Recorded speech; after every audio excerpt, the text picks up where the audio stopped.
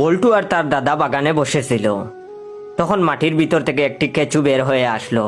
কেঁচুটা দেখে বল্টু তার দাদাকে বলল, দাদা, এই কেঁচুটাকে আবার মাটির গর্তের ভিতর ঢুকিয়ে দিতে পারবে? তখন তার দাদা বলল, না, এটা অসম্ভব, কারণ কেঁচু তো খুব নরম, এটাকে মাটির ভিতর ঢুকিয়ে দেওয়া যাবে না। তখন বল্টু বলল, যদি আমি ঢুকাতে পারি? তখন তার দাদা বলল, তুই পারলে আমি তোকে 100 টাকা দিব। তখন বল্টু আর বল্টুর দাদা বাজি লাগালো। বল্টু বাড়ির ভিতরে গিয়ে একটা স্প্রে নিয়ে আসলো।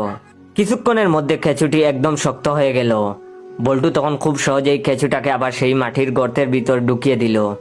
এটা দেখে তার দাদা বলল, এটা কি যে কোনো নরম জিনিসের উপরে দিলে শক্ত হয়ে যাবে? তখন বল্টু বলল, বল্টুর দাদা বল্টুর কথা শুনে খুশিতে আত্মহারা হয়ে ওই স্প্রেটা নিয়ে বাড়ির ভিতরে গেল। আধ ঘন্টা পর দাদা আবার বাগানে এসে নাটি বল্টুকে 600 টাকা দিয়ে বলল, এই ধর তোর বাজিতে জিতার টাকা। তখন বল্টু বলল, দাদা,